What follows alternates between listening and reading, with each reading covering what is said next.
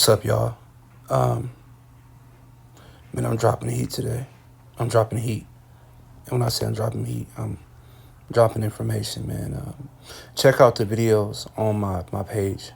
I'm dropping a lot of good stuff, a lot of informational stuff, a lot of interesting things that I know that my subscribers would enjoy. I was just looking at my subscribers, and I didn't realize I have 39 subscribers now, which is awesome.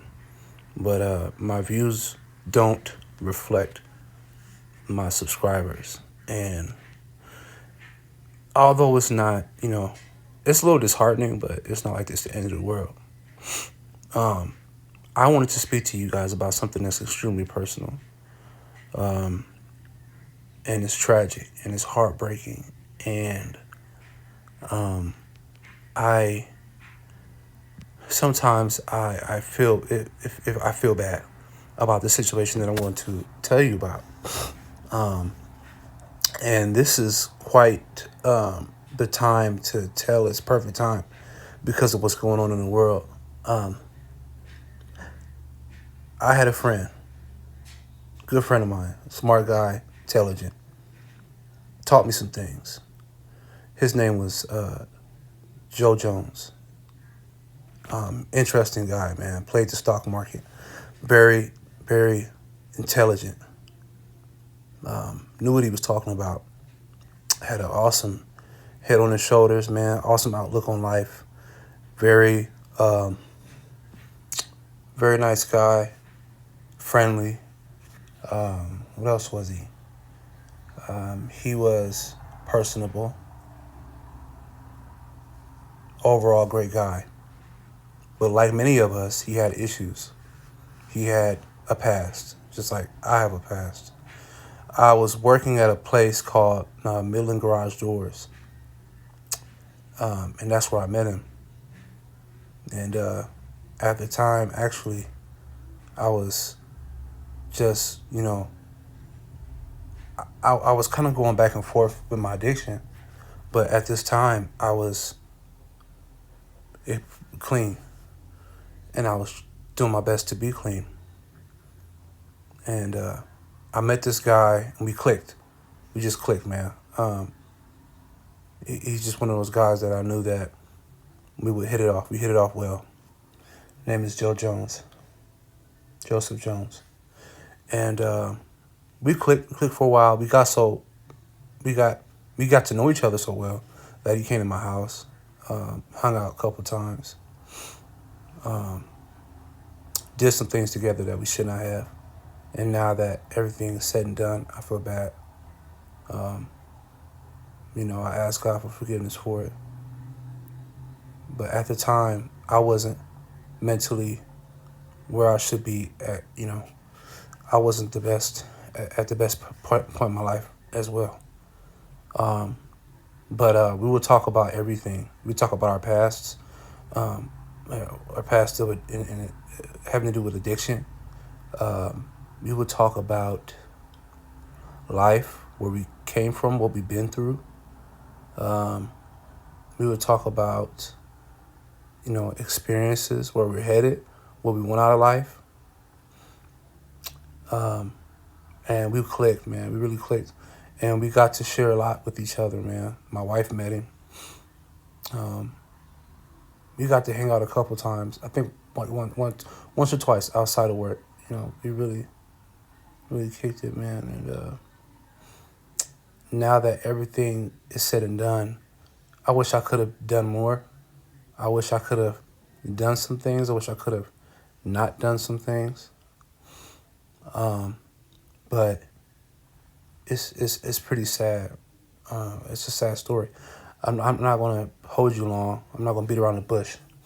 Unfortunately, Joe is not here anymore. He's not with us in the physical any longer. And the reason why is because, see, Joe had a history of mental illness. He had a history of schizophrenia, along with methamphetamine addiction. Also had a history of Xanax addiction as well. but moreover, methamphetamine addiction.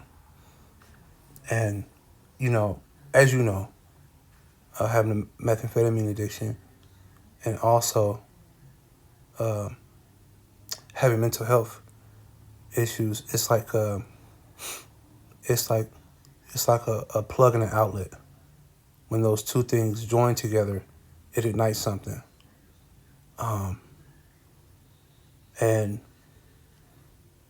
unfortunately, I believe that's what sent him over the edge and took him to a place where he never should have been. The reason why Joe is no longer with us is because he went to a store, bought a rifle, and went to a Target here in Omaha, Nebraska. Well, I'm in Papillion, but this was done in Omaha, Nebraska, which is, it's right next to each other. And fired some shots in the Target superstore, stood at the entrance, and waited until the police took his life. It breaks my heart.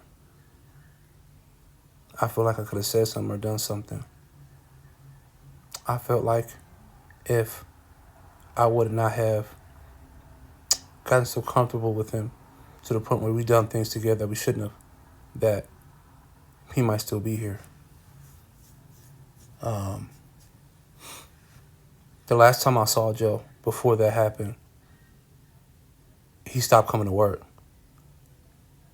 The last time I talked to him, and he said that the cartel was after him. But he said it in a way where it was believable, and nothing's impossible. But the last time I spoke to him, then he stopped coming to work.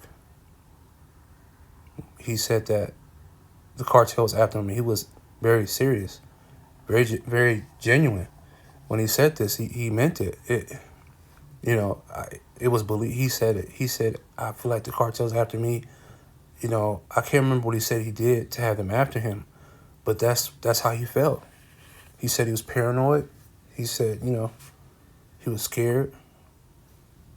Looking back on it now, I thoroughly believe that he was going through some type of psychosis.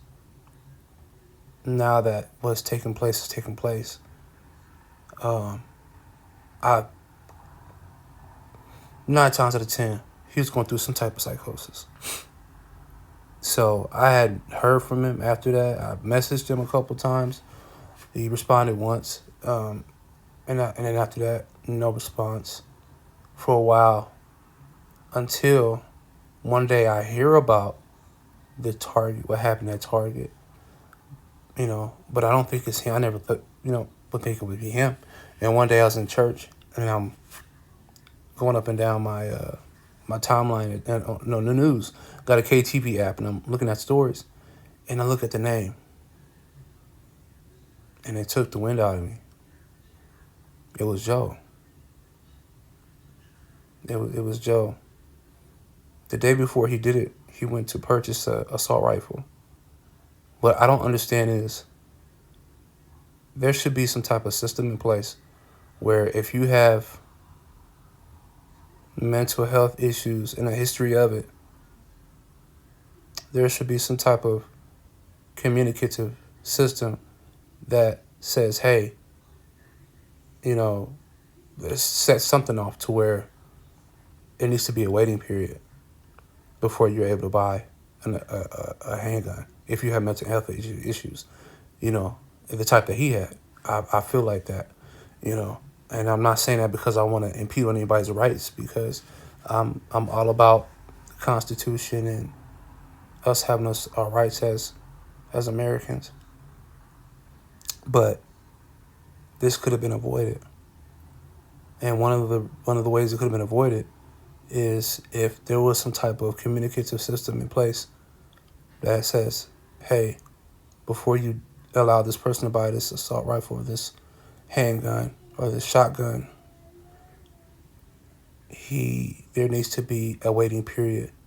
There needs to be some type of contact,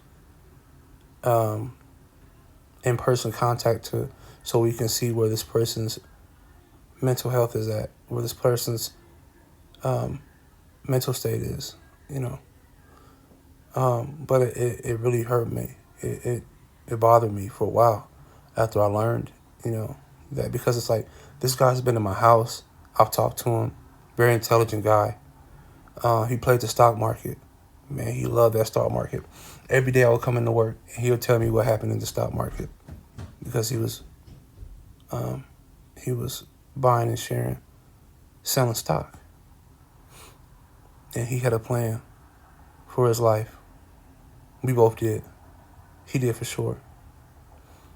And I just never would have thought that he would have gone out like that. And I always wonder, the last 2 weeks of his life, they always say when somebody dies, the most important time is the last 2 weeks of their life. And it's very telling. I wonder what was going on in his life, the last 2 weeks of his life. What was going on? What signs were there? What could have been done to prevent this from occurring? I don't believe his parents lived in town. I believe he had parents, but they were out of town. They didn't live in where he's at in Omaha. I do believe he had an uncle that was kind of watching, keeping tabs on him. I think he might live with the uncle. I believe so. But man, he was an awesome person. He didn't deserve that. I don't think he went there to kill anybody. I think he went there to die. I honestly do. And I know I can't make that judgment because he wasn't in his right mind. I don't know. But from what he did, he shot inside the store. I think about five rounds inside the store, away from people. Everybody ran to the back. And he stood in the enclave with his gun, not pointed at anybody, but at the ready position. And he just stood there.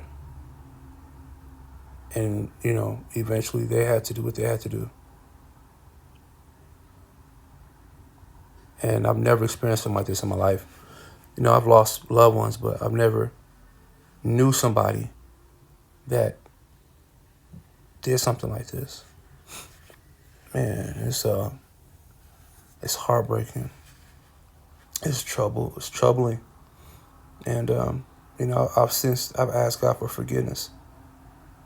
Because if I was where I was supposed to be at in my life at this time, maybe I could have gotten through to him and maybe put him on a better path than what he was on.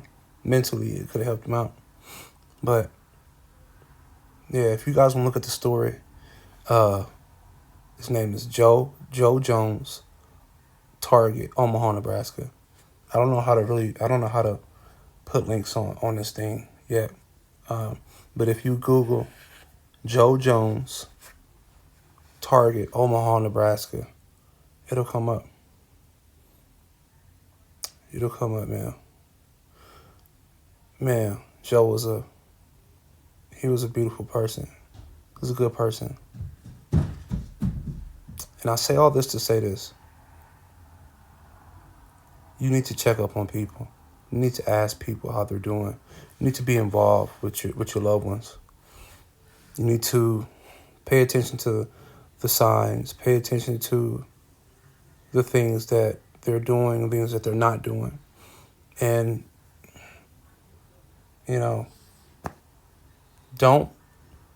if you ask somebody how they're doing, they just say, I'll give you one more answer.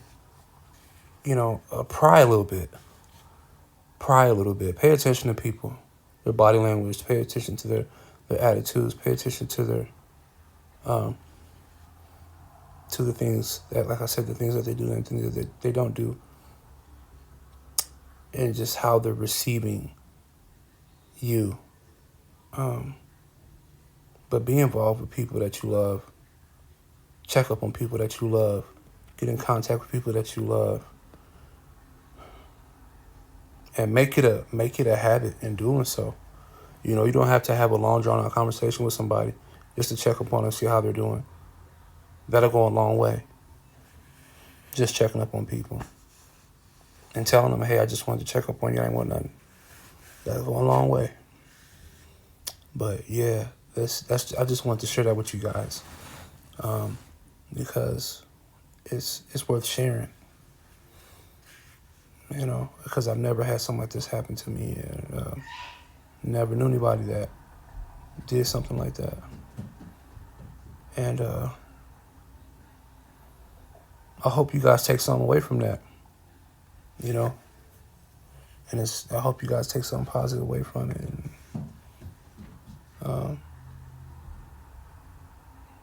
just know that you don't know who you're going to come in contact with, and you don't know the type of impression that you're going to give to them, or that your presence is implementing on them. You don't know, but do your best for it to be positive.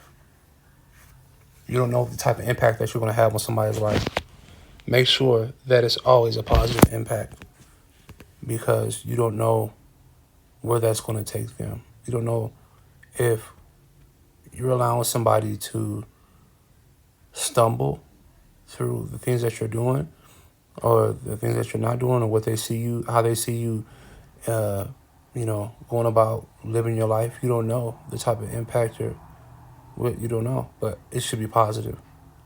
You don't want to be the cause of somebody stumbling.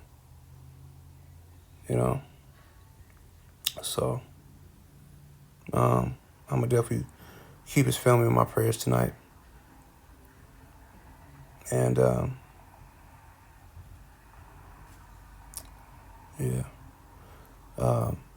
gonna be dropping some more presentations and some more content, and giving you guys more variations of different types of content, different subjects, and we can talk. So, and it just messed me up just thinking about it all over again. But y'all be blessed, and thank God for giving you another day. And I thank him for giving me another day. And I hope and pray that your year is starting out how you wanted it to start out, and that you are staying on top of the things that you said you were going to stay on top of this new year. All right, y'all have a good one.